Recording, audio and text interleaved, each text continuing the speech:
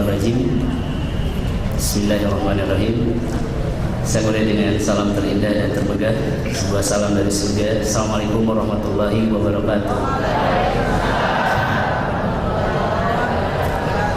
Alhamdulillah, nahmaduhu wa nasta'inuhu wa nastaghfiruh wa na'udzu billahi min shururi anfusina wa min sayyiati a'malina.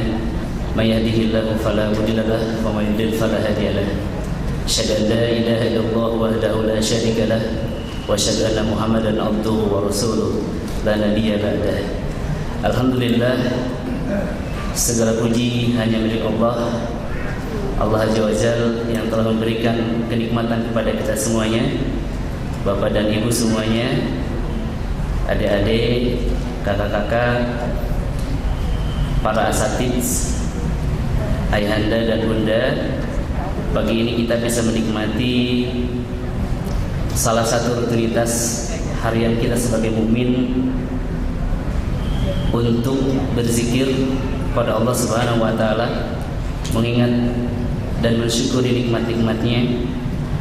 Allah Azza wa Jalla yang telah mengundang kita semuanya di sini, yang telah menakdirkan kita semua di sini, yang telah memberi kekuatan taufik dan hidayah kepada kita untuk hidup di sini, untuk terus-menerus menambah hasanah keilmuan kita agar kita mampu bersyukur dan bersiap-siap untuk pulang.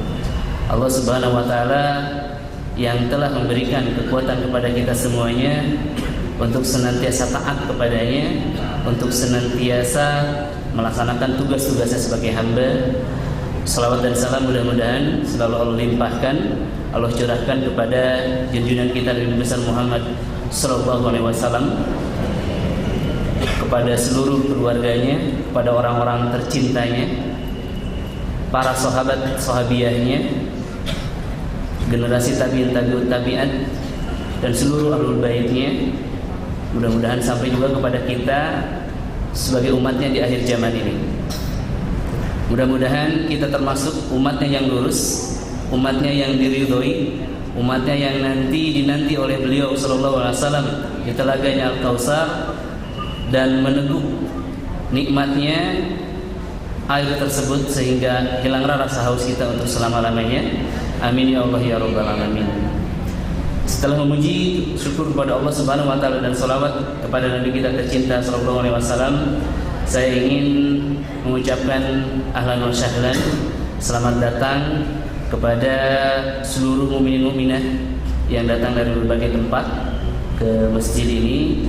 Saya juga ingin mengucapkan terima kasih, ya, jazakumullahu khairan, kepada seluruh pihak yang telah mengundang saya dan tim Rehabati ke masjid ini, kepada Ustadz Abdul Rahman dan seluruh takmir masjid, ya, dan juga kepada pendengar Andika FM.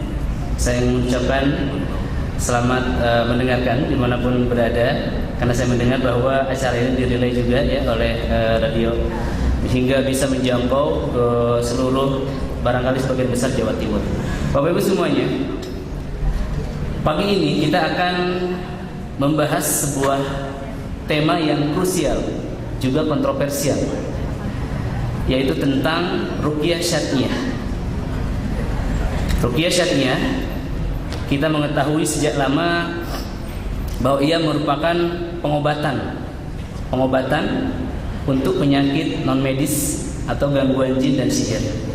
Namun pagi ini insya Allah dalam waktu 1 jam ke depan, sebagaimana saya telah dipesan sampai jam sekitar 7.30, ya, kita akan membeberkan, akan membongkar sebuah rahasia yang sudah lama tersimpan sebenarnya, bahwasanya ruqyah syar'iyah itu tidak hanya bisa mengobati bidznillahi ta'ala tentunya penyakit-penyakit sihir, namun juga penyakit-penyakit medis. Kita akan lihat beberapa jenis penyakit medis yang ternyata itu disebabkan oleh hal yang non medis. Begitu. Nah, untuk membahas hal ini sebetulnya saya memerlukan waktu sekitar 2 atau 3 hari. Namun saya mohon Bapak Ibu semuanya ikut berkonsentrasi dan interaktif ya, proaktif maksudnya, agar materi yang 3 hari ini bisa disampaikan dalam 1 jam.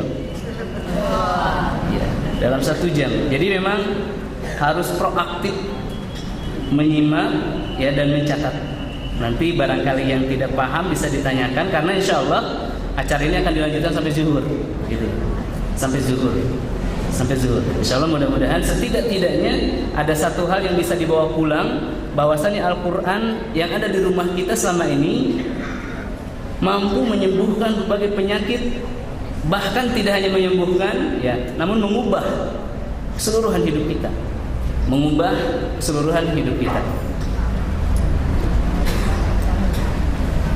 Rehab Hati, yang mana saya adalah pembinanya, merupakan sebuah yayasan atau lembaga yang selama beberapa tahun ke belakang mengadakan pelatihan ruqyah. Jadi tidak hanya meruqyah atau ruqyah massal, namun juga melakukan training bagaimana umat bisa merasakan atau mengetahui ya bagaimana dahsyatnya Al-Quran terhadap kesembuhan. Ya. Semalam saya cek di Google dan saya ketemu logonya IKADI ya. Yang di situ ada moto menebar Islam rahmatan lil alamin. Saya teringat ketika saya di Papua beberapa tahun lalu. Alhamdulillah saya pernah ke sana.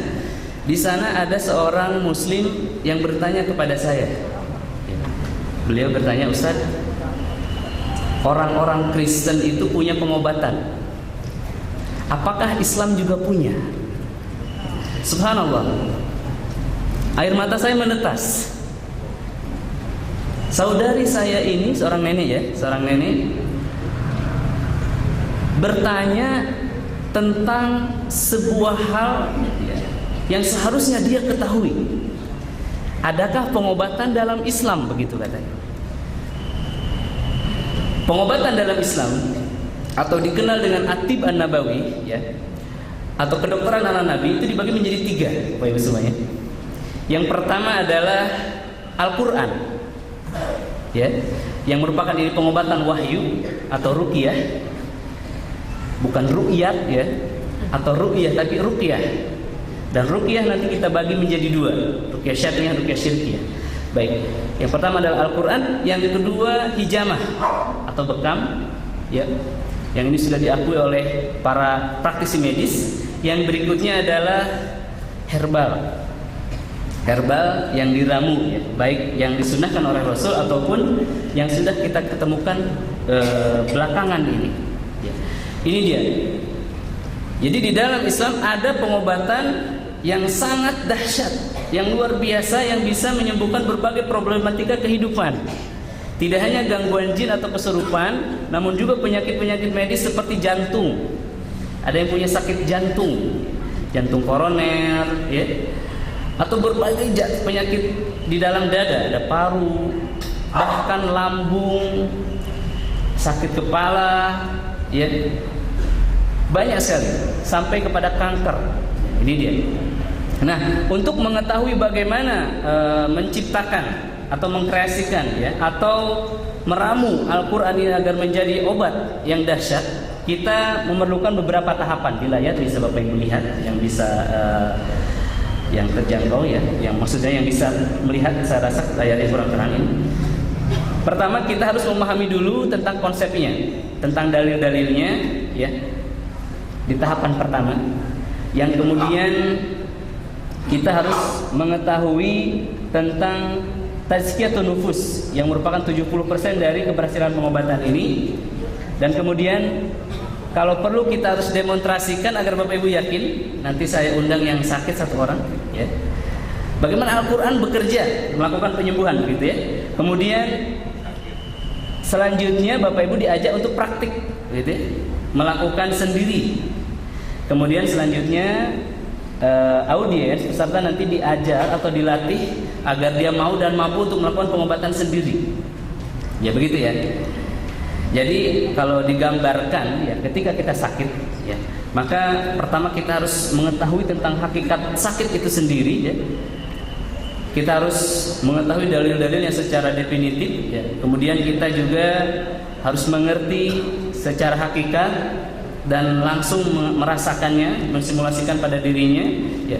Kemudian kita juga harus mulai melakukan terapi, ya, melakukan terapi mandiri dan hijrah.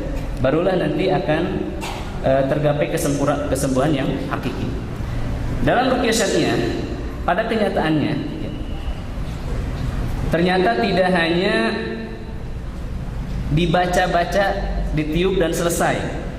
Barangkali Bapak Ibu melihat ruqyah di TV dibacakan lalu sembuh, atau mendengar cerita dibacakan lalu sembuh, hanya berapa menit lalu sembuh. Pada kenyataannya tidak demikian. Ada beberapa penyakit yang tidak sembuh dalam satu kali ruqyah. Barangkali ada yang sudah bosan di ruqyah tapi belum sembuh-sembuh. Namun biasanya orang-orang yang demikian terus mencari ruqyah yang kuat, yang strong, yang powerful. Bagaimana meramunya? Di sini kita bahas, ya. Untuk menciptakan ruqyah yang powerful atau yang kuat, pertama kita harus mempersiapkan jiwa kita dulu. Begitu. Yang pertama, ternyata indikator terbanyak untuk menggapai kesembuhan itu adalah tazkiyatun nufus, yaitu pembersihan jiwa kita dari kotorannya. Ini sebanyak sekitar 70%, dan kemudian terapi Al-Qur'annya sekitar 5%, ya. Kemudian nanti setelah terapi ruqyah mandirinya 15%, dan yang terakhir adalah hijrah. Hijrah ini melakukan perubahan, ya. Perubahan dari kehidupan yang sebelumnya ke kehidupan yang lebih baik. Maksudnya dari kegelapan menuju cahaya, ya. Dari ritual-ritual sebelumnya ke ritual yang lainnya. Karena memang keadaan spiritual sebelumnya tidak membuat dia sehat, atau ternyata membuat dia sakit. Ya, baik. Yang pertama, 70% daripada tazkiyatun nufus ini terkait pengobatan nafsu kita, ya. Dalam diri kita, Bapak Ibu semuanya, terdiri dari 3 bagian. Ada jasad, ada jiwa, dan ada ruh. Ketika kita merasakan sakit, yang sakit itu bisa jadi jasad, bisa jadi jiwa kita. Makanya kita mengenal ada penyakit jiwa. Ada orang yang sakit jiwa, badannya merasa sakit tapi dokter tidak menemukan penyakit. Itu namanya adalah sakit jiwa, begitu ya. Jadi ketika ibu pergi ke dokter, lalu dokter mengatakan, oh ini penyakitnya tidak ada, atau hanya lelah saja. Itu adalah penyakit yang terjadi pada dada kita, pada jiwa kita. Selain jiwa, dalam tubuh kita ada namanya ruh. Ya, jiwa dan ruh adalah 2 hal yang berbeda. Saat manusia meninggal, maka yang mati itu jiwa apa ruh? Jiwa. Baik. Ruhnya kemana, Pak? Ruhnya berpindah ke alam barzah. Ya, alhamdulillah, semuanya sudah sepakat. Artinya memang ada perbedaan antara ruh, jasad, dan jiwa. Nah, yang sakit Bapak Ibu semuanya adalah jiwa manusia. Bagaimana untuk membersihkan jiwa ini? Tidak ada kata lain, ya. Dalam kaidah Islam, cara membuat jiwa kita menjadi sehat kembali adalah dengan tazkiyatun nufus atau tazkiyah an-nafs, ya. Nah, bagaimana melakukan tazkiyah an-nafs ini? Pertama kita harus memahami dulu apa tazkiyah an-nafs itu sendiri, ya. Di dalam Al-Qur'an kita akan menemukan beberapa kali kata tazkiyah ini. Salah satunya dalam surah Al-Jumu'ah ayat 2, ya, dan juga dalam surah Asy-Syams. Dalam surah Al-Jumu'ah ayat 2 di situ dikatakan bahwa Rasulullah SAW diturunkan kepada masyarakat jahiliyah Arab, ya, sebagai nabi yang ummi. Ini bertujuan untuk mensucikan jiwa mereka, ya, sebagai yuzakihim. Kemudian dalam surah Asy-Syams, ya, kita juga mengetahui Allah Subhanahu wa taala berfirman, ya. Insyaallah kita semua hafal tentang surah Asy-Syams ini. Setiap pagi saat duha kita baca, ya. Di situ ada sebuah ayat yang mengagumkan. Seluruh daripada Al-Qur'an memang mengagumkan, namun ini ada hal yang istimewa. Bapak Ibu semuanya masih ingat surahnya? Ya, a'udzubillahi minasyaitonir rajim. Bismillahirrahmanirrahim. Wasyamsi wa duhaha wal qamari idza talaha wan nahari Wal-laili idza yaghshaha was-samaa'i wa ma banaha wal-ardi wa ma tahaha wa nafsin wa ma sawwaha fa-alhamaha fujuraha wa taqwaha. Selanjutnya, qad aflaha man zakkaha. Ya, di dua ayat terakhir ini Bapak Ibu semuanya, setelah Allah Subhanahu wa taala bersumpah di beberapa ayat sebelumnya, ya, wasamsi wa duhaha, demi matahari yang bersinar pagi hari, ya, wal qamari idza talaha, demi bulan yang menerangi, ya. Kemudian wal laili idza yaghshaha, demi malam, wan nahar, demi siang, kemudian wasama, demi langit, wal ardi, demi bumi, kemudian wa nafsi wa masawwaha, demi jiwa dan penyempurnaannya. Nah ini ya, nafs. Kemudian fa'alhamaha fujuraha wa taqwaha. Sesungguhnya dalam jiwa manusia itu ada kecenderungan fujur dan takwa. Fujur ini sifat ingkar, dan takwa sifat takwa, ya, taat. Jadi dalam jiwa manusia itu ada fujur dan takwa. Ada dua hal yang saling bertentangan dan saling melawan. Kemudian Allah berfirman di ayat selanjutnya, qad aflaha man zakkaha, dan beruntunglah orang-orang yang mensucikannya. Makanya kita sering mendengar bahwa tidak ada manusia yang tidak berdosa, gitu ya. Hanya beruntung manusia yang bertaubat daripada dosanya. Ini dia. Di sini Bapak Ibu semuanya, Allah Subhanahu wa taala mengatakan memang pada jiwa manusia itu ada dua kemungkinan. Bisa ingkar, bisa takwa. Dan beruntung orang-orang yang mensucikannya. Qad aflaha man zakkaha wa qad khaba man dasaha, dan merugilah orang-orang yang mengotori. Itu dia. Nah ini yang disebut dengan nafs atau jiwa manusia yang harus disucikan, karena memang dia bisa kotor. Kira-kira dengan apa jiwa bisa menjadi kotor? Dengan maksiat, betul, ya. Dengan dosa-dosa. Setiap tetes, ya, setiap dosa akan menjadi titik hitam di dalam diri kita, ya. Namun secara global penyakit manusia itu hanya dua pada hatinya, yaitu subhat dan syahwat. Begitu Bapak Ibu semuanya. Subhat ini keraguan-raguan. Keraguan-raguan tentang apa? Tentang adanya Allah Subhanahu wa taala, ya. Seluruh berbagai macam keraguan. Kemudian yang berikutnya syahwat. Syahwat ini secara global adalah dorongan keinginan. Begitu ya, dorongan keinginan. Subhat dan syahwat ini dua penyakit manusia, ya. Yang obatnya yang pertama subhat ini adalah ilmu. Kemudian obat syahwat ini adalah amal atau ketaatan. Ketika seorang muda-mudi belum menikah, maka dalam hatinya ada syahwat yang bergejolak. Bagaimana memalingkan syahwat ini Bapak Ibu semuanya dalam syariat Islam? Rasulullah menyuruhnya untuk berpuasa, bukan berolahraga, gitu ya. Bukan memalingkan dengan aktivitas, tetapi beramal. Di sisi lain puasa juga menahan diri kita, yang membuat para setan itu terkekang. Nah ini ya, subhat dan syahwat ini penyakit pada jiwa manusia. Yang berikutnya dosa-dosa besar. Setiap dosa besar yang dilakukan manusia akan menjadi titik hitam di hatinya, dan semakin banyak yang dilakukan, maka dosa itu akan menutup hatinya menjadi gelap gulita, sehingga hidupnya tanpa arah. Ya, Allah tidak memberikan cahaya hidayah kepadanya. Masalahnya sedikit tetapi tidak selesai-selesai. Ya, rezekinya setiap tahun tidak bertambah, utangnya malah bertambah. Penyakitnya hanya sakit kepala Pak, tapi tidak ada obatnya. Penyakitnya hanya lambung, tetapi tidak ditemukan obatnya. Ya ingat, ketika Allah Subhanahu wa taala membuat kita sulit, ketika kita mendapati kesulitan, sebetulnya dunia ini Allah ciptakan dengan mudah, dan terdapat banyak kemudahan di dalamnya.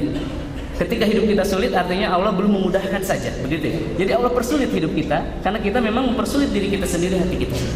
Nih, Bapak semuanya, dosa-dosa besar ya. Kemudian yang berikutnya hubud dunia, kecintaan kepada dunia. Ini juga penyakit terbesar dalam kalbu manusia secara global, begitu ya. Makanya saya menyimpulkan sihir itu sebetulnya terbagi dua saja. Ada sihir dari setan dan sihir daripada dunia. Yang mana yang lebih bahaya itu? Sihir dari bangsa jin apa sihir dunia? Sihir dunia. Mana yang Bapak Ibu pilih?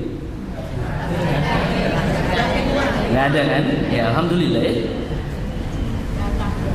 Saya simpulkan Bapak Ibu semuanya, sihir dari setan itu tidak lebih bahaya daripada sihir dunia.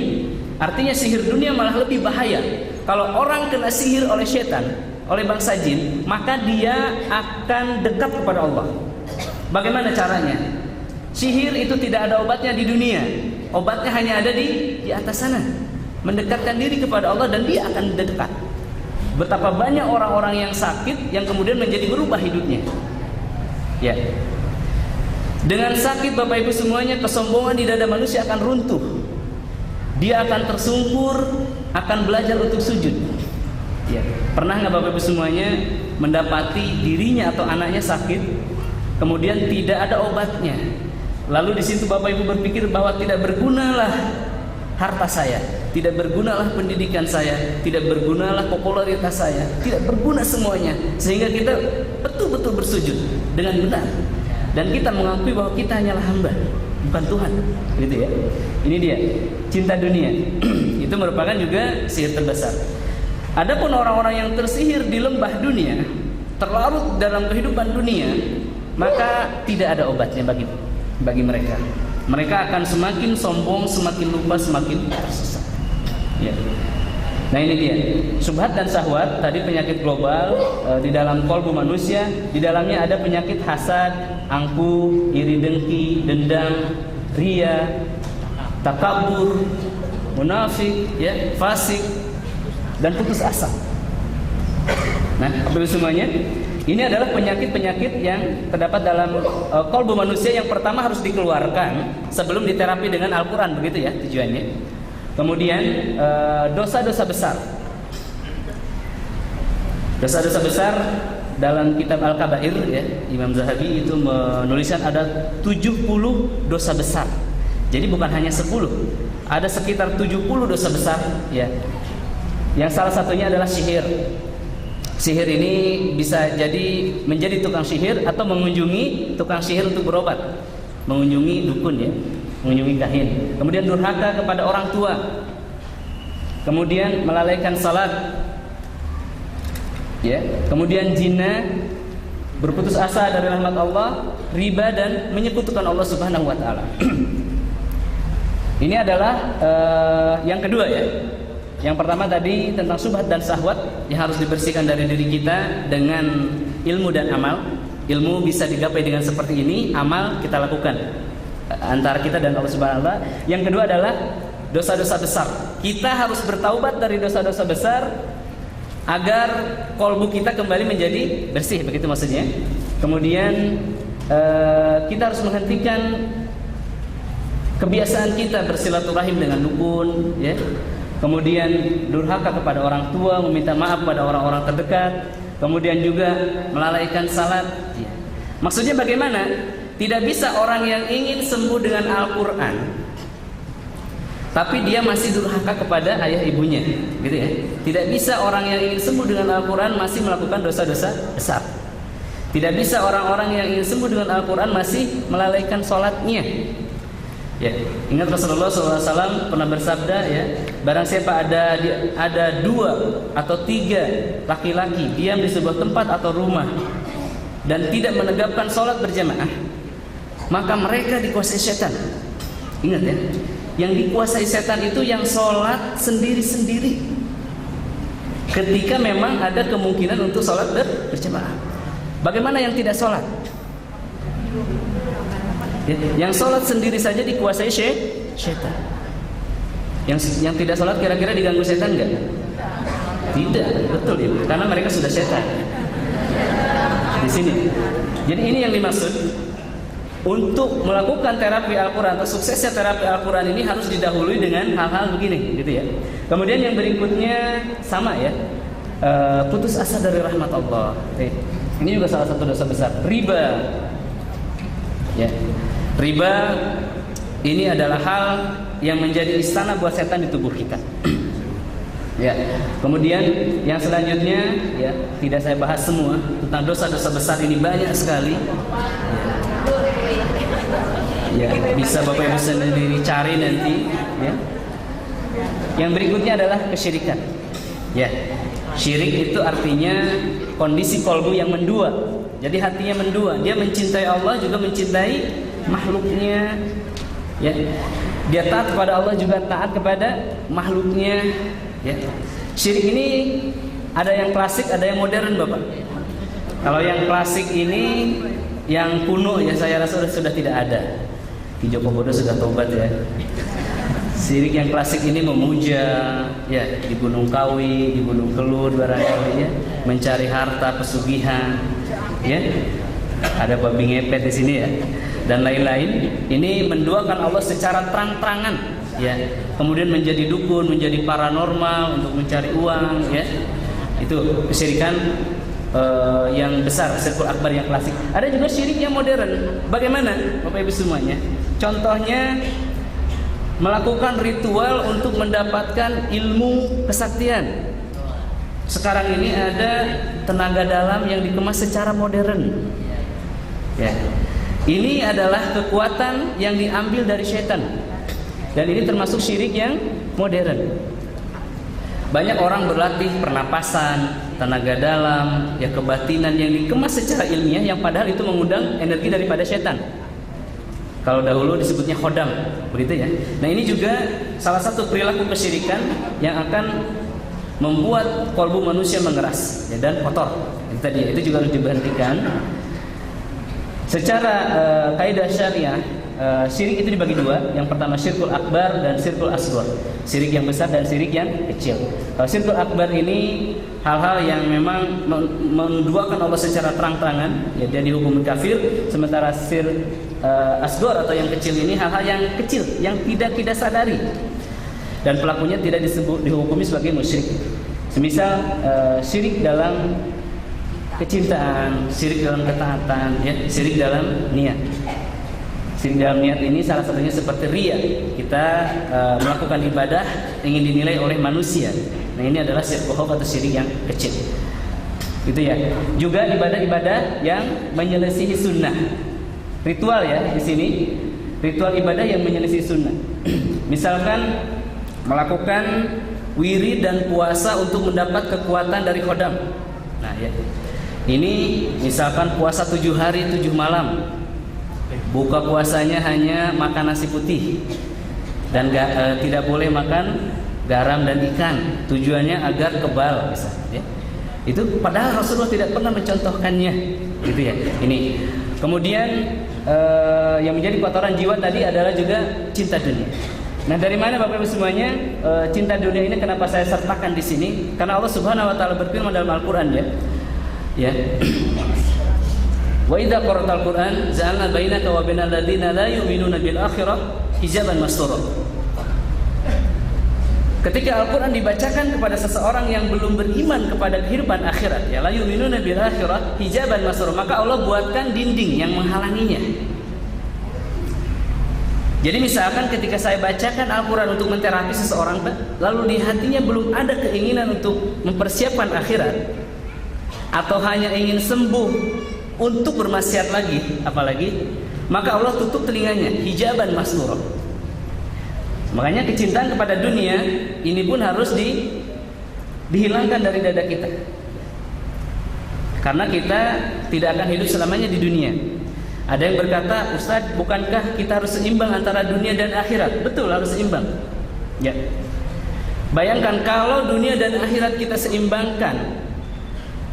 Mari kita berpikir berapa banyak yang kita lakukan untuk dunia, berapa banyak yang kita lakukan untuk akhirat. Berapa menit sholat kita dan berapa jam kerja kita. Ini yang harus diseimbangkan, karena dunia ini tidak akan lama. Ya. Sementara akhirat itu sangat lama. Ya, yang berikutnya bagaimana cara melakukan tazkiyah an-nafs. Ini berapa persen tadi Bapak Ibu semuanya untuk menggapai kesembuhan dengan Al-Quran ini, tazkiyatul an-nafs ini, tazkiyatun nafs ini 70%. Ya.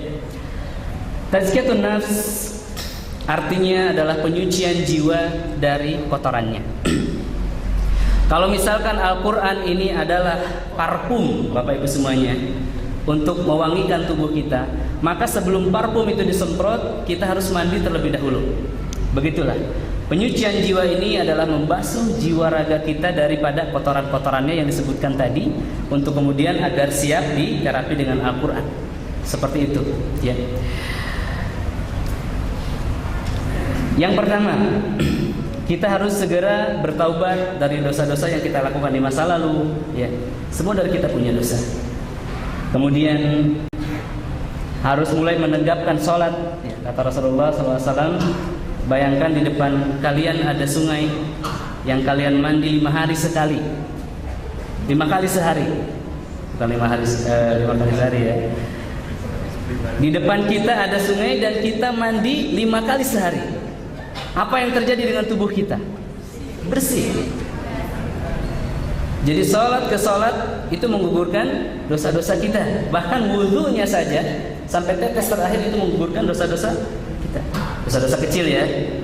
Kalau dosa-dosa besar, kemungkaran, kesyirikan, korupsi itu termasuk dosa besar karena merusak.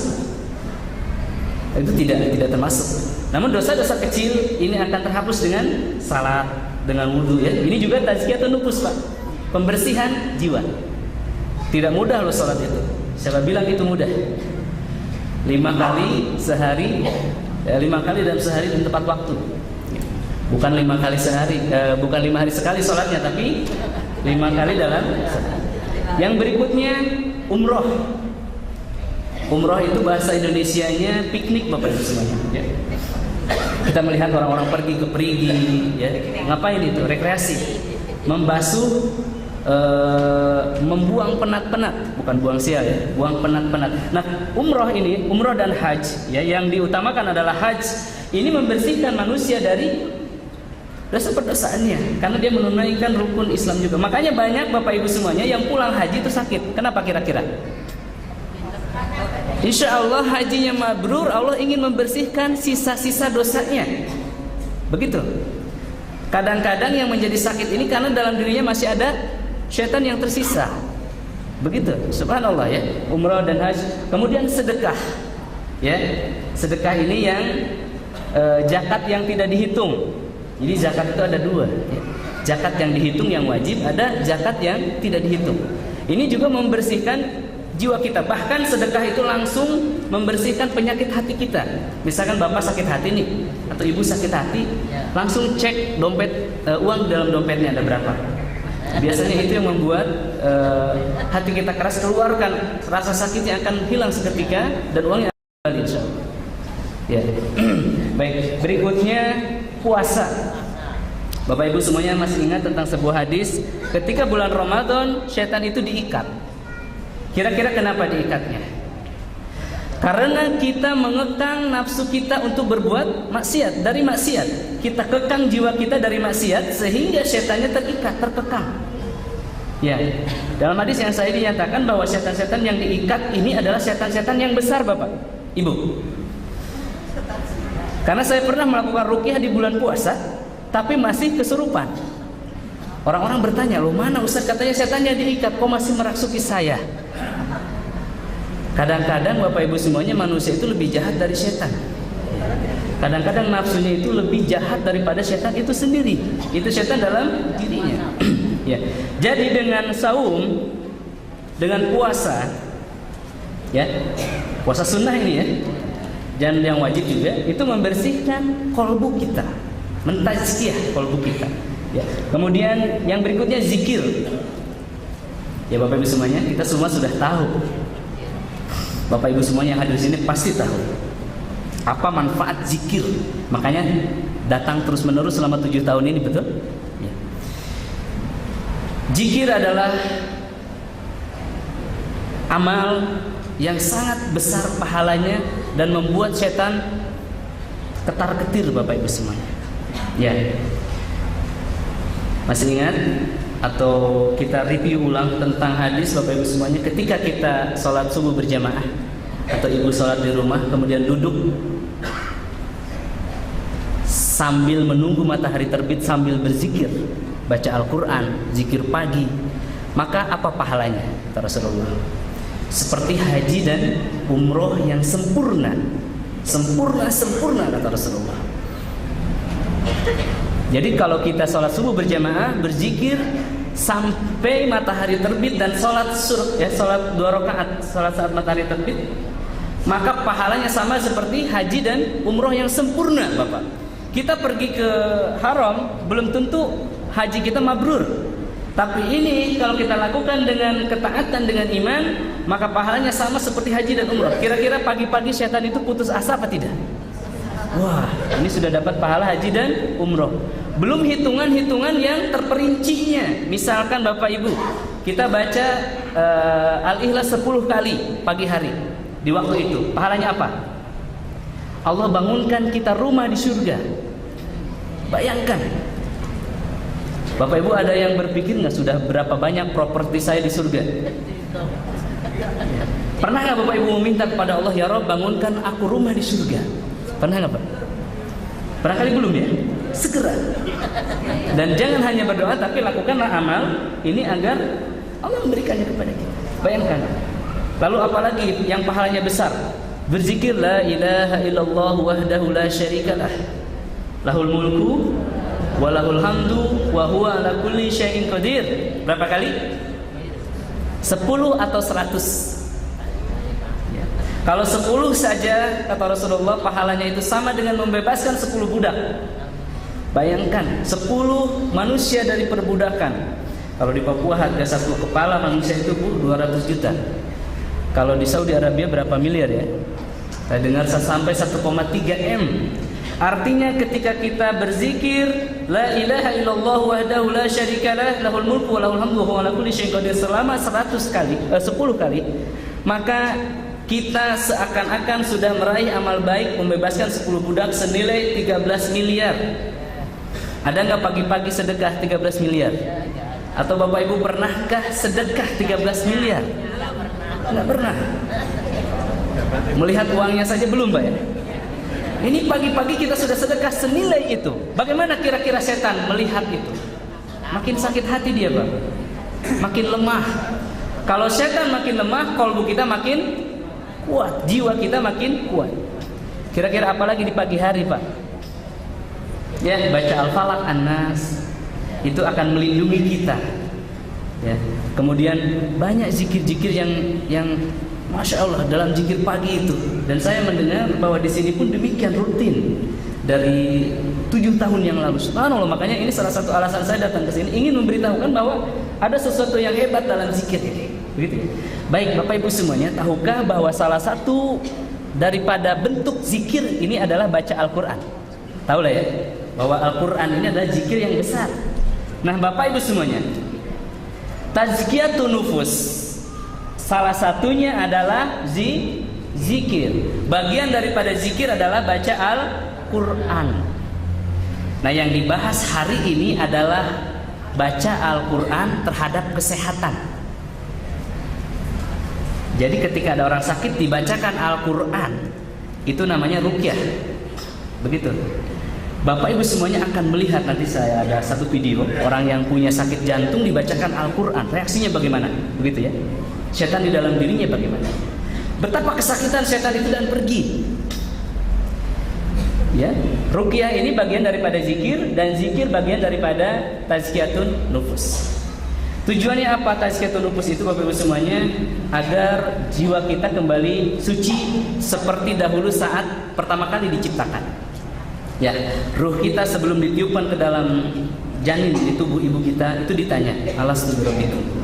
Ya. Apakah kamu mengimani bahwa aku adalah Robmu? Apa jawaban ruh itu? Bala syahidna. Ya, kami bersaksi, aku bersaksi. Nah, saat itu Bapak Ibu, jiwa kita masih fitrah. Asal permulaan penciptaan. Kemudian di dalam tubuh ibu kita dibesarkan selama 9 bulan, ya. Kemudian lahirlah. Ketika lahir pertama kali apa yang dilakukan? Menangis, betul. Iya betul. Ya. Kenapa menangis, Pak? Rasulullah SAW mengatakan karena perutnya ditusuk sama setan. Itulah godaan setan pertama kali kepada manusia. Ya, makanya ada yang diazankan waktu lahir ya. ada yang baca Quran, gitu ya. Karena memang saat lahir ini setan mulai menggoda. Nah, sesaat setelah itu maka jiwa manusia mulai terkontaminasi seiring waktu. Kalau saat itu belum. Seiring anak ini menjadi dewasa, remaja, balik, ya, dewasa, kemudian dia melakukan dosa dari tadinya lemah, besar, menjadi kuat dan membantah kepada ayah dan ibunya, bahkan membantah kepada Allah. Nauzubillah. Ini dia yang harus dibersihkan kembali sehingga agar apa? Agar jiwa kita kembali ke dalam fitrahnya. Kenapa harus kembali ke dalam fitrahnya? Agar punya kekuatan. Ya. Pernah mendengar ya bahwa momen Idul Fitri ini kita kembali menjadi fitrah. Ada zakat fitrah. Tujuannya apa atau artinya apa sih fitrah itu? Coba Bapak Ibu semuanya, artinya apa fitrah itu? Lembaran yang baru. Lembaran baru, suci, macam-macam ya. Namun yang sebenarnya fitrah ini adalah kondisi awal manusia yang suci, betul ya tadi. Ketika Bapak Ibu semuanya jiwa kita masih fitrah atau kembali menjadi fitrah, maka di dalamnya ada 3 kekuatan. Pertama, kekuatan untuk taat kepada Allah. Ya, taat ini kan butuh kekuatan. Bangun subuh itu butuh kekuatan, betul nggak? Betul. Cowok yang gagah itu yang bisa bangun subuh, begitu ya? Karena susah bangun subuh ini. Kemudian ada keinginan ya. Yang pertama, ketika kondisi kalbu manusia fitrah, ada keinginan untuk dekat kepada Allah Subhanahu Wa Taala, taat kepada Allah, patuh kepada Allah, butuh kepada Allah. Ya. Kemudian ada keinginan untuk mempertahankan dirinya, ada semangat di dalam dirinya. Semangat apa ini kira-kira? Semangat untuk tetap berjalan menuju Allah Subhanahu Wa Taala hingga pertemuan dengannya, mempersiapkan dirinya untuk hari kekalnya. Begitu ya, bukan semangat yang lain. Kalau kita ingin kembali, kita akan bersiap-siap itu. Makanya kita mempersiapkan diri taat pada Allah. Yang berikutnya ada keinginan untuk mewarisi keturunan yang soleh, ingin menikah, ingin punya keluarga, ingin punya rumah, agar nanti anaknya lahir menjadi hamba Allah dan mendoakan setelah kematian. Nah, Bapak Ibu semuanya, ini adalah ciri kalbu manusia yang sehat. Jadi dalam diri manusia yang sehat itu ada keinginan untuk dekat dengan Allah, ada keinginan untuk menunaikan panggilan-panggilan. Ini kalbu yang sehat. Dan juga ada keinginan semangat untuk hidup. Ya, ada orang yang bosan hidup, Pak. Ada nggak orang yang bosan hidup? Ada, banyak. Orang yang bosan hidup tapi belum siap mati, sehingga dia bingung mau kemana. Ya, itu kalbu yang apa kira-kira? Yang sakit. Ya. Ada juga orang yang tidak mau berkeluarga. Ada nggak? Ada. Dia membangun rumah, membangun kolam renang di rumahnya, tetapi tidak mau punya istri, tidak mau punya anak. Ya, itu tidak sesuai fitrahnya, karena setiap jiwa itu pasti menginginkan keluarga dan anak. Nah, Bapak Ibu semuanya, ketika kalbu sehat, maka di dalamnya ada ketaatan, ya, ada keinginan semangat, dan ada keinginan untuk berkeluarga. Namun ketika kalbu ini sakit atau diganggu oleh sesuatu, dibelenggu oleh sesuatu, maka akan terjadi sebaliknya. Apa? Malas. Ketika ada seruan untuk sholat, dia malas. Ya. Seruan-seruan kebaikan, dia malas. Dia tidak cemburu pada orang-orang yang lebih baik daripada dia, bahkan mencibir karena di hatinya ada hasad, gitu ya. Kemudian ada semangat, kalau sakit maka dia tidak mau mempertahankan dirinya. Biarkan saja sakit, biarkan saja hidup aku begini, ini sudah takdir, begitu. Tidak mau usaha ke neraka, biarkan saja, ini sudah takdir. Seperti itu. Kemudian yang terakhir, dia tidak ada keinginan untuk berkeluarga, tidak ada keinginan untuk menikah, atau terjadinya halangan-halangan untuk sholat, terjadinya halangan-halangan untuk berkeluarga. Ini yang disebut dengan ciri-ciri kalbu yang terbelenggu oleh syaitan tadi, ya, atau yang tidak fitrah lagi. Baik, itu tadi tentang tazkiyatun nufus. Mohon maaf jika penjelasannya kurang dalam, karena memang waktunya sangat singkat sekali. Karena selanjutnya kita akan bahas tentang ruqyah syariah, ya, Bapak Ibu semuanya. Tadi tazkiyatun nufus itu berapa persen? Sekitar 70% keberhasilan dalam terapi Al-Quran. Baik. Jadi secara gamblangnya Bapak Ibu semuanya, kalau kita mau sembuh dengan Al-Quran, maka kita harus mempersiapkan kolbu kita terlebih dahulu, gitu ya. Mengeluarkan kotoran-kotorannya, taubatan nasuha, sholat, ya, kemudian berzikir, ya, bersedekah dan lain-lainnya. Barulah diterapi dengan Al-Quran. Berapa banyak tadi Al-Quran? Sekitar berapa persen? 5% saja. Ya, jadi kita sudah dapat 70% ini kira-kira Bapak Ibu semuanya. Kemudian kita akan bahas tentang ruqyah syariah. Sekarang, ya. Ruqyah syariah terdiri dari kata ruqyah dan syariah. Ruqyah ini berawal dari kata ruqo, artinya jampi.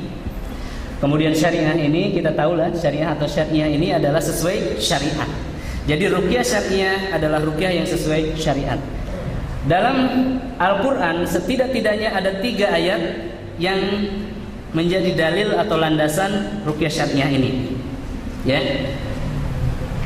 Yang pertama adalah surah Al-Isra ayat 82. A'udzubillahi minasyaitonirrajim wa nunazzilu minal Qur'ani ma huwa shifaa'un wa rahmah lil mu'minin. Aku turunkan Al-Quran ini sebagai obat dan rahmat bagi orang-orang yang beriman. Ingat di sini beriman, Pak, ya. Artinya kalau beriman dia merealisasikan keimanannya, kalau jujur dengan keimanannya. Kemudian ayat itu selanjutnya wala yazidu zalimina illa khusara, dan bagi orang-orang yang zalim Al-Quran tidak akan menambah kecuali kerugian. Begitu. Jadi bagi orang-orang yang pelaku dosa, Al-Quran ini tidak akan menjadi obat, hanya akan menambah kerugian. Misalnya bagaimana? Dia sakit di ruqyah malah makin parah sakitnya, malah tidak sembuh-sembuh dan merendahkan Al-Quran. Aku tidak sembuh. Peruqyah itu jelek, begitu ya. Begini, begitu. Akhirnya dia kembali kepada maksiatnya. Wala yazidu zalimina illa khasara. Ada juga ayat yang lainnya seperti ayat surah Yunus ayat 57, ya. Ya ayyuhan nasu qad ja'akum mau'idhah min rabbikum wa shifaa'un lima fis sudur. Wahai manusia, telah turun kepada kalian peringatan, ya, dan penyembuh. Shifaa'un lima fis sudur, penyembuh bagi penyakit-penyakit di dalam dada. Yang ada dalam dada manusia ini hati apa jantung, Bapak Ibu semuanya? Ya, hati apa jantung? Yang diobati Al-Quran ini hati apa jantung? Hati. Ayo, kenapa ada 2 jawaban? Artinya belum paham. Allah berfirman dalam Al-Quran, ya ayyuhan nasu qad ja'atkum mau'idhah min rabbikum wa shifaa'un lima fis sudur. Di dalam Al-Quran ini ada peringatan, ya, peringatan kepada kita, dan juga penyembuh bagi seluruh penyakit yang ada di dalam dada.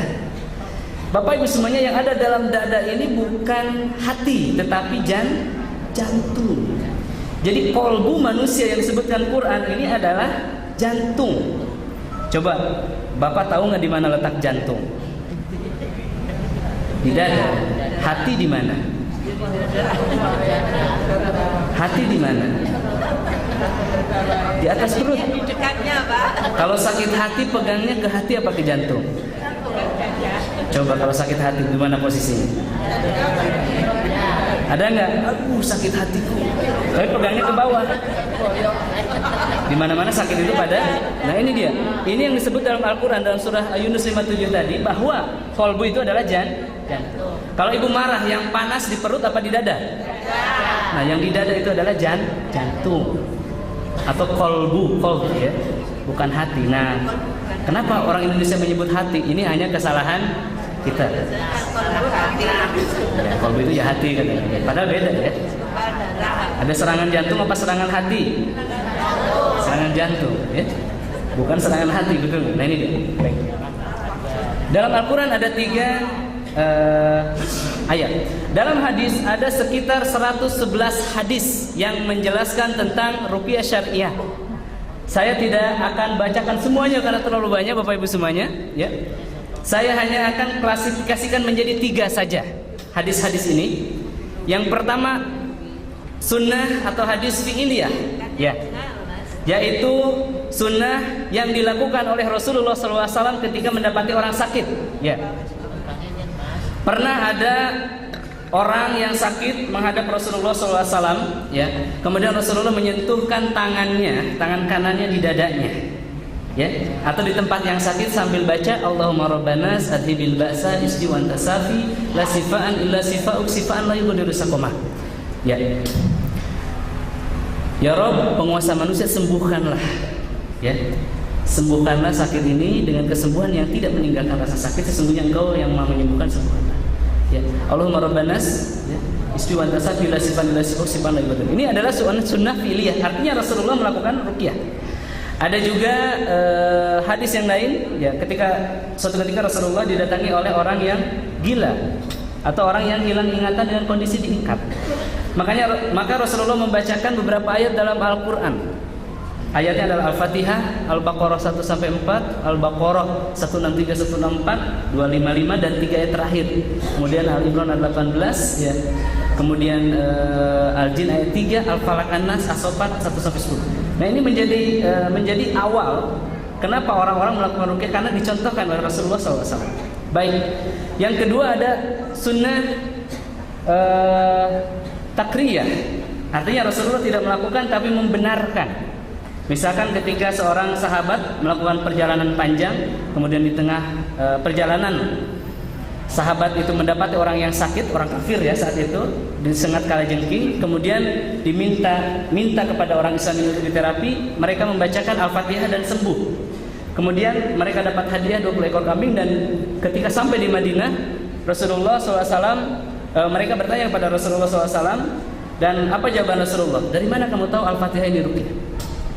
Jadi Rasulullah tidak melakukan tapi mengizinkan. Dan ada banyak hadis-hadis lainnya dari Matar bin Abdurrahman, dari pamannya, ya, dan juga dari yang lainnya. Ada juga sunnah qauliyah atau sunnah yang Rasulullah anjurkan. Ketika Rasulullah suatu saat melihat seorang wanita yang dalam pipinya ada bercak hitam, ya, kemudian Rasulullah mengatakan, kenapa kamu tidak minta diruqyah dari ain? Ibu-ibu ya, yang punya masalah di wajahnya, ada kulit yang tidak sesuai dengan warna lain, itu disebabkan, salah satunya disebabkan oleh ain atau gangguan sihir.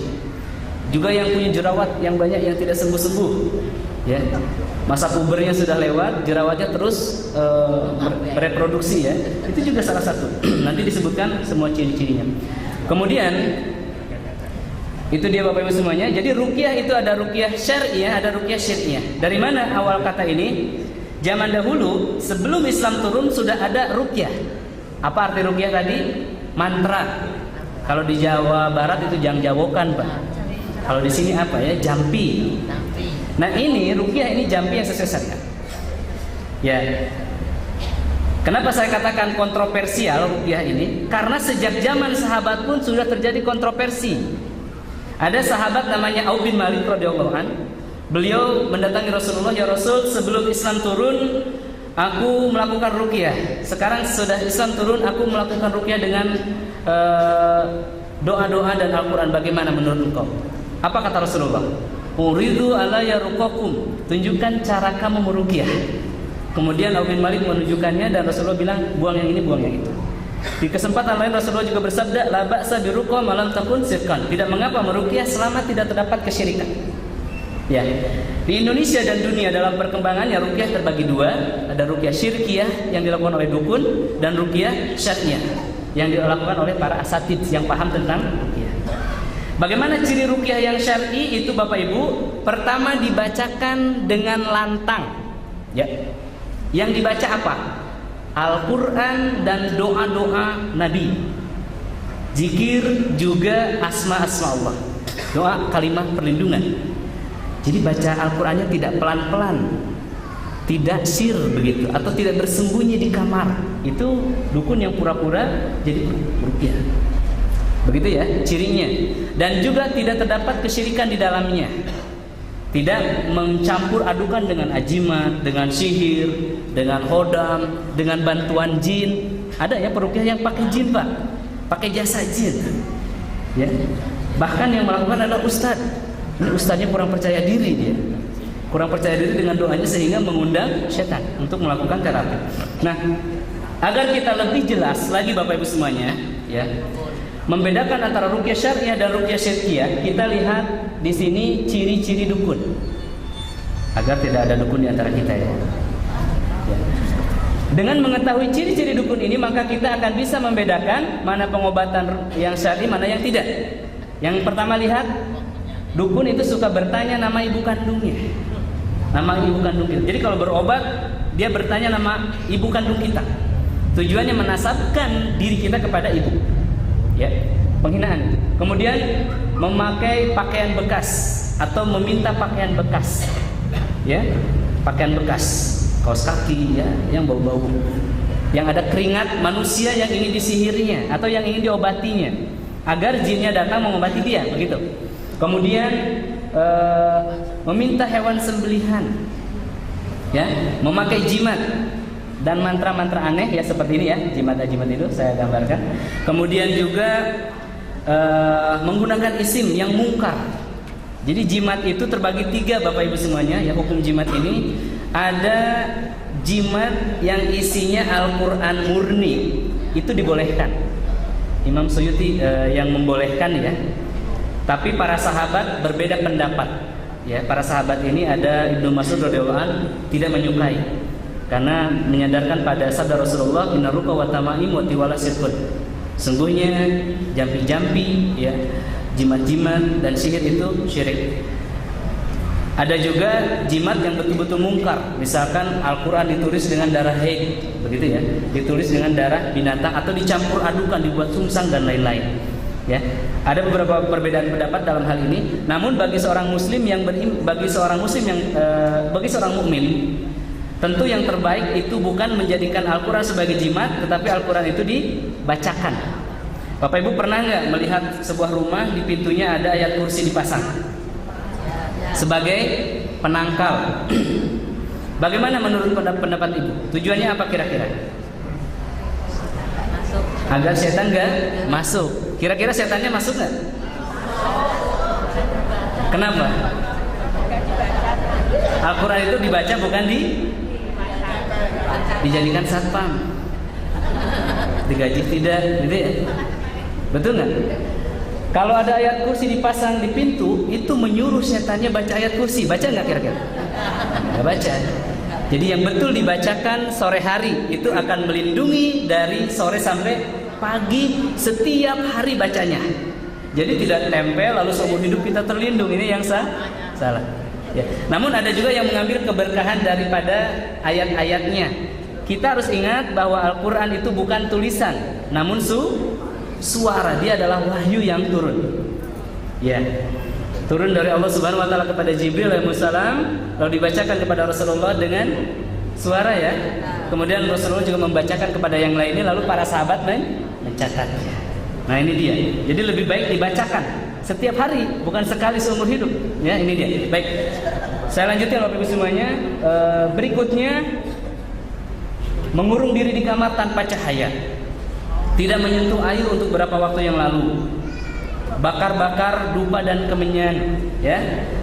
Dan dukun ini sakti biasanya, sebetulnya bukan sakti tapi sakit, bisa meramal, ya. Kemudian memberi mahar, meminta mahar yang khusus Pak, misalkan 7.777.000 rupiah. Begitu ya, yang susah tidak bisa ditambah, tidak bisa dikurangi. Kemudian menggunakan mediasi atau mentransfer penyakit ke binatang. Jadi penyakitnya ditransfer ke hewan. Kemudian puasa khusus tadi ya, disertai dengan wirid yang khusus juga untuk mendapatkan kekuatan tadi ya. Bisa puasa 40 hari, 40 malam, 40 geni kayak gitu ya. Untuk mendapatkan kekuatan dari setan. Kemudian dukun melakukan pelecehan seksual. Nah, sekarang saya lanjutkan Bapak Ibu semuanya. Bagaimana ciri-ciri jiwa manusia yang terdapat setan di dalam dirinya atau yang diganggu oleh setan? Ini harus diperhatikan karena barangkali kita merasa sehat padahal dalam diri kita ada gangguan jin. Ya. Pertama Bapak Ibu semuanya, saya ingin sedikit bahas tentang sebab-sebab masuknya setan ke dalam tubuh. Pertama, ada yang natural atau secara alami, ya. Ya, ini anarkisme setan karena memang setan dendam kepada manusia, ya. Sejarahnya ini panjang tentang Adam alaihissalam dan iblis ya. Kemudian syahwat yang berlebih, marah, sedih, takut. Kemudian menyerupai setan, makan pakai tangan kiri sampai jalan-jalan, makan sambil jalan, tidurnya tengkurap, kukunya panjang, itu menyerupai setan, bisa membuat setan masuk. Kemudian kelalaian dan kebodohan, tidak tahu tipu daya setan, atau tidak mengetahui, tidak percaya kepada yang gaib. Alhamdulillah saya sudah keliling-keliling Pak ke kota-kota besar di Indonesia, Medan, Surabaya, Jakarta, Makassar, sampai ke Eropa, ya, ke Hong Kong juga, Malaysia. Malah semakin besar kota tersebut semakin banyak gangguan setan. Kenapa kira-kira? Karena orang kota tidak percaya adanya sihir, sehingga sihir leluasa bekerja. Nah ini dia ya. Kemudian setan bisa masuk karena diundang.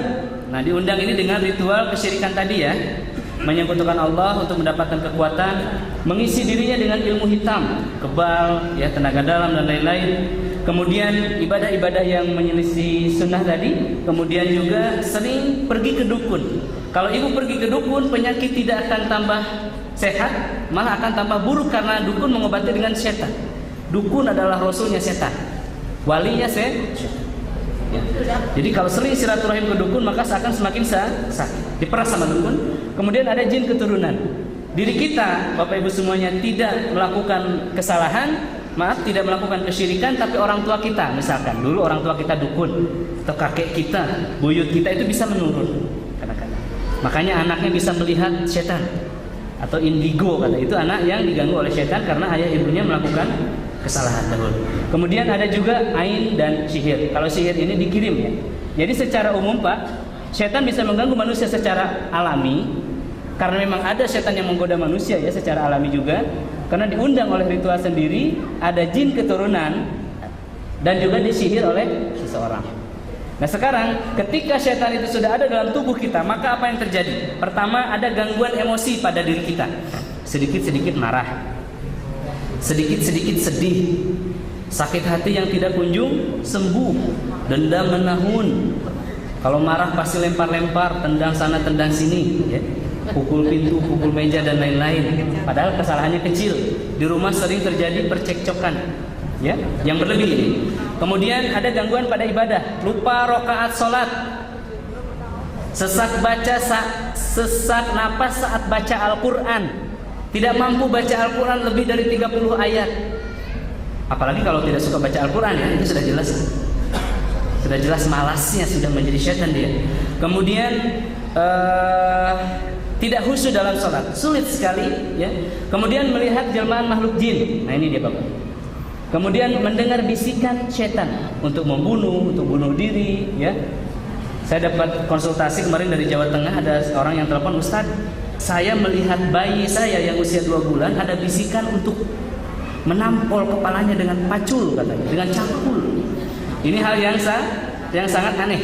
Atau misalkan ibu pernah nggak melihat pisau lalu ada yang bisikin, ini dia saat yang tepat untuk bunuh orang tua kamu, bunuh suami kamu, seperti itu. Bisikan-bisikan jahat yang terdengar di telinga. Kemudian ini bisa bisikan atau dorongan ya.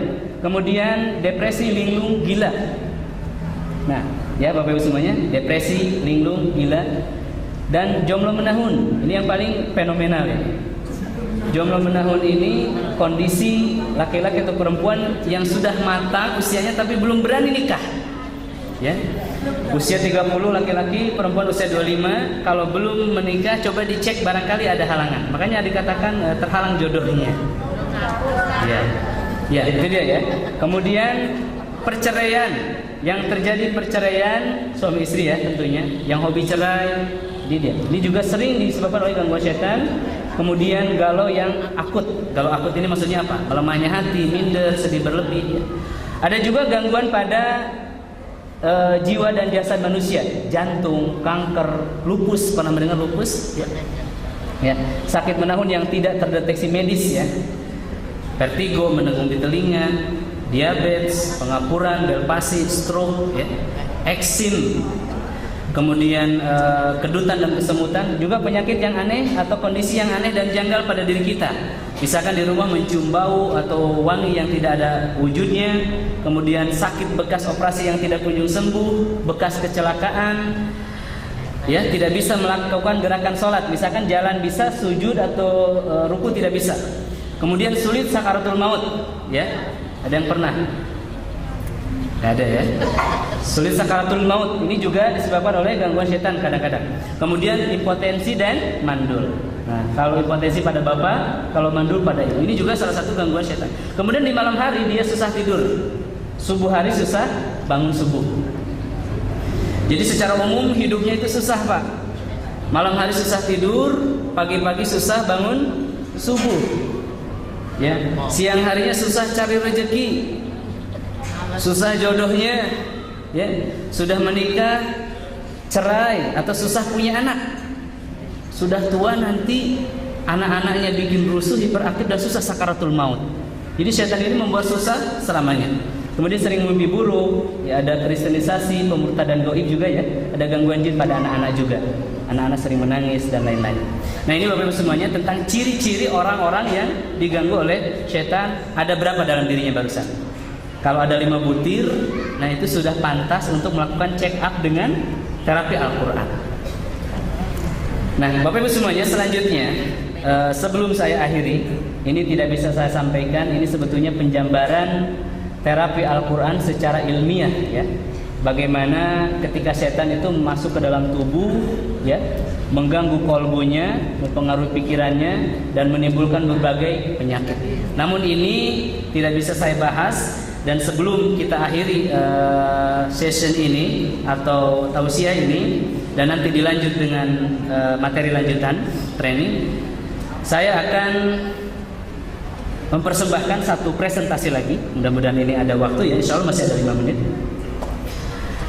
Bagaimana Al-Quran itu menyembuhkan? Bagaimana suara bisa melakukan penyembuhan? Bukankah setiap subuh kita ikut sholat berjamaah mendengarkan? Bukankah setiap hari kita baca Al-Quran? Kenapa Al-Quran murotal yang saya dengarkan tidak menyembuhkan? Apa perbedaannya bacaan Al-Quran dengan ruqyah? Ini adalah jawabannya.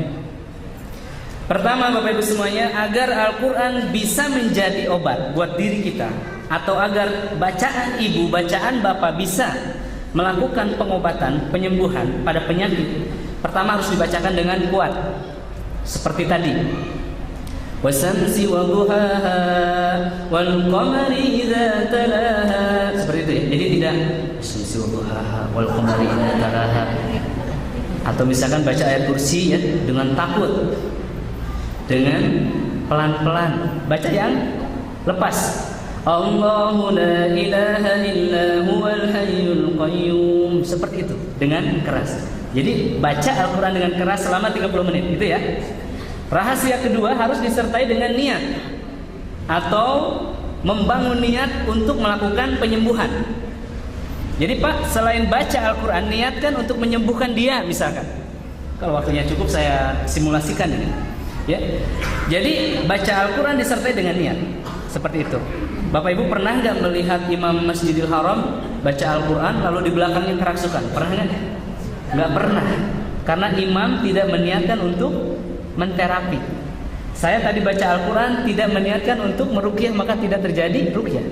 Seperti itu. Jadi harus ada niat untuk menyembuhkan, memfokuskan pada penyakitnya. Baik.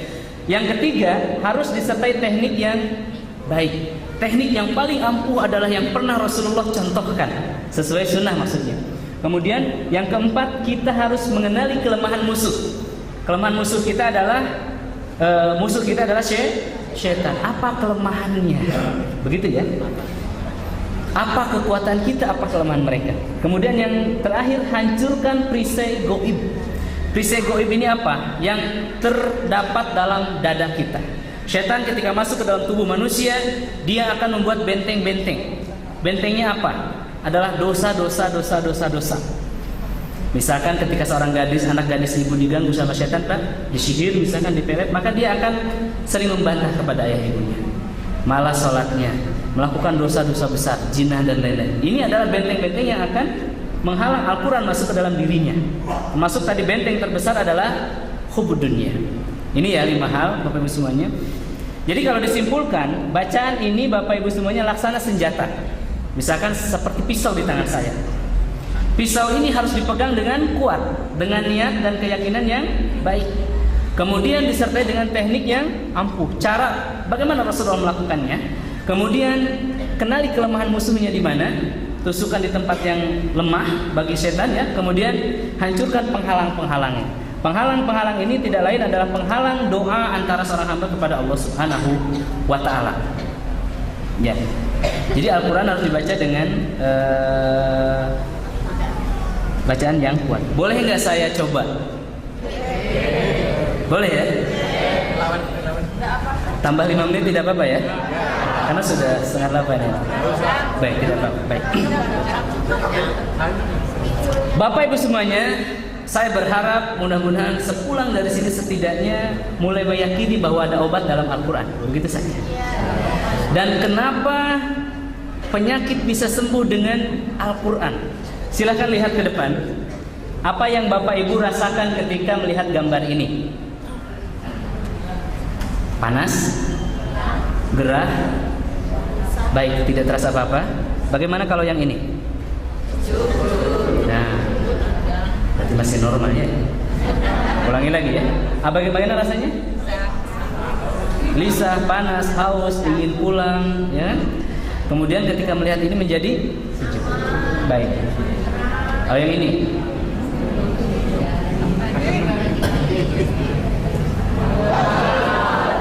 Tidak nyaman.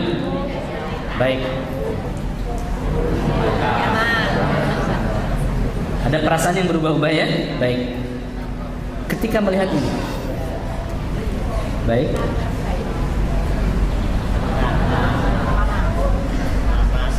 Ada perbedaan nggak ketika melihat kata surga atau jannah dan kata neraka? Ada perbedaan, ya? Ada perbedaan. Baik, ini artinya masih normal jiwa kita. Kemudian ketika melihat ini, baik. Selanjutnya, ini panas dan dingin. Ya. Baik. Bagaimana rasanya? Nyaman-nyaman saja. Baik. Ada yang sedih, ada yang marah. Sedih karena tidak paham ya isinya ya. Itu sama. Baik. Bagaimana ketika melihat? Baik, Bapak Ibu semuanya, sedikit saya ulangi. Ketika hati kita kita melihat kata surga, maka di benak kita timbullah sebuah bayangan yang enak, yang nyaman. Ketika melihat neraka, maka timbullah bayangan yang sebaliknya, menakutkan, menggelisahkan. Ketika melihat api, terasa panas tubuh kita. Ketika melihat ini, terasa sesuatu yang bertentangan. Ketika melihat ini, Bapak Ibu semuanya, ada setan yang paham apa ini, sehingga mereka merasa takut. Seorang jiwa yang beriman ketika dibacakan Al-Quran kepadanya, maka dia akan bergetar hatinya. Begitu ya. Setan ketika melihat ayat-ayat ajab, mendengarkan ayat-ayat ajab, mendengarkan ayat-ayat tentang surga, setan paham. Meskipun manusia ada yang tidak paham. Bapak Ibu semuanya, Al-Quran baik dipahami atau tidak akan berpengaruh kepada jiwanya. Ya, kalau kita melihat begini lalu tidak terasa apa-apa, ketika dibacakan itu akan langsung tembus ke dalam diri kita. Kalau tidak ada penghalang tadi ini. Ya, kemana? Ke hati apa jantung? Jantung. Baik, boleh saya coba bacakan ya? Ya, Bapak Ibu semuanya, coba sambut dengan kolbu masing-masing, dengan hati masing-masing. Rasakan apa yang terjadi saat ayat ini dibacakan. Ya, nanti kita akan paham bagaimana Al-Quran itu bekerja. A'udzubillahi minasyaitonirrajim. Wa yawma yuhsyaru a'da'ullahi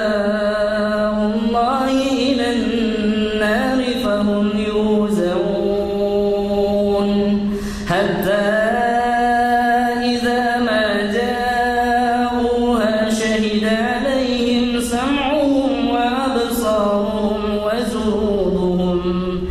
شهد عليهم سمعهم وأبصارهم وجلودهم بما كانوا يعملون. Baik, saya ingin minta pendapatnya. Apa yang Bapak Ibu bayangkan, rasakan di tubuhnya, di kepalanya, di dadanya? Ibu dulu atau Bapak dulu? Ada yang berkomentar apa yang terasa? Adem saja. Baik. Ada lagi yang agak unik, yang lain? Dada sakit Pak ya? Ada lagi diam di tempat lain Pak? Baik, Ibu ada yang merasakan sesuatu sedih, marah, takut? Sejuk saja. Baik, coba ulangi lagi ya. Karena tidak semua konsentrasi ini, ada konsentrasinya ke saya. Ya. Konsentrasinya kepada mana tadi? Apa yang saya bacakan? Ya. A'udzubillahi minasyaitonirrajim. Wa yauma yuhsyaru a'da'ullahi ilan nari fahum yuzaun hatta idza ma ja'uha shahida 'alaihim sam'uhum wa absaruhum wa juluduhum shahida 'alaihim sam'uhum wa absaruhum wa juluduhum bima kanu ya'malun. Baik. Ada perbedaan nggak bacaan pertama dan kedua? Ya, ada. Semua hampir sepakat ada. Coba saya minta angkat tangan yang merasakan sesuatu apapun itu. Ya, ada mulai beberapa ya. Ya, Bapak tadi yang dadanya terasa, yang kedua bagaimana Pak rasanya? Agak mendingan. Ya, ada. Jadi Ibu bagaimana? Dalam hati merinding. Merinding ya. Kulit-kulit bulu-bulunya berdiri. Ada yang mual nggak? Ibu mual ya? Baik. Ibu dari ciri-ciri tadi ada berapa yang Ibu rasakan? Dari tadi ada ciri-ciri orang yang terkena gangguan. Ada 1, 2, 3, 4, 5. Ya, tidak ingat. Tapi Ibu merasakan mual. Ada juga yang merasa mual nggak? Ya, baik. Ini dia Bapak Ibu semuanya. Itu baru dibacakan beberapa detik. Bagaimana kalau sehari kita baca misalkan 30 ayat? Bagaimana kalau sehari kita bacakan 1 juz? Apa yang terjadi pada diri kita? Ruhani kita akan bersih. Makanya saat dibacakan Al-Quran ada yang muntah. Kalau lama ya ini. Ada yang menangis. Saat muntah keluarlah racun-racun dalam tubuhnya. Ya, makanya ya, ada juga yang saat menangis maka hilang kesedihannya. Ada yang teriak-teriak, nanti redam emosinya. Seperti itu ya. Itu yang terjadi saat Al-Quran dibacakan kepada manusia. Karena Al-Quran Al-Karim ini adalah rahmat dari Allah Subhanahu wa Ta'ala yang terdapat di semesta raya ini.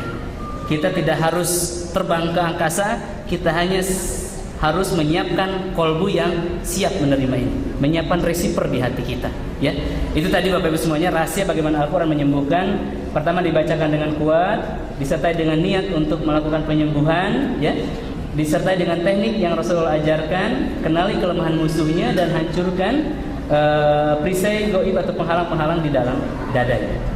Nah ini dia barangkali nanti teknik-teknik yang pernah Rasulullah contohkan nanti akan saya peragakan setelah acara ini ditutup. Dan bagi yang ingin melanjutkan pelatihan ini sampai zuhur, insya Allah ada tanya jawab, ada terapi. Saya sudah mendatangkan teman-teman dari Surabaya, dari Tuban, ya dari Jakarta juga, dari Bandung juga untuk membackup pelatihan ini, ya. Dan juga Ustaz Abdul Rahman dan Takmir Masjid juga sudah menyiapkan sampai zuhur, ya. Jadi Bapak Ibu semuanya yang merasa ada masalah dalam hidupnya, gitu ya, tidak hanya sakit ini, seluruh problematika kehidupan, silahkan tetap di tempatnya dan melanjutkan. Insya Allah event ini sampai zuhur. Mudah-mudahan Allah Subhanahu Wa Taala memberikan kekuatan, ya, taufik dan hidayah kepada kita semuanya. Ya, yang selama ini ada gangguan tapi kok ingin pulang, nah hati-hati. Setan sudah mulai melakukan makar. Ada yang ngantuk nggak? Yang ngantuk itu sudah reaksi. Gak usah dibacakan, sudah reaksi. Karena memang setannya memalingkan. Begitu saja Bapak Ibu semuanya, itu yang bisa saya sampaikan. Sangat menyesal sekali saya tidak bisa menyampaikan keseluruhan apa yang ada dalam slide ini. Sebetulnya ada sekitar 150 slide yang harus kita pahami, ya, ada dari berbagai cabang ilmu untuk mengetahui tentang terapi Al-Quran ini. Mudah-mudahan semua yang ada di sini Allah catatkan sebagai muslimin muslimah, ya, yang lurus, yang diridhoi oleh Rasulullah SAW. Mudah-mudahan kita nanti dipertemukan lagi di surganya Allah Subhanahu wa taala. Amin ya Allah ya rabbal alamin. Barakallahu fikum jami'an. Subhanakallahumma wa bihamdik asyhadu an la ilaha illa anta astaghfiruka wa atubu ilaik. Assalamualaikum warahmatullahi wabarakatuh.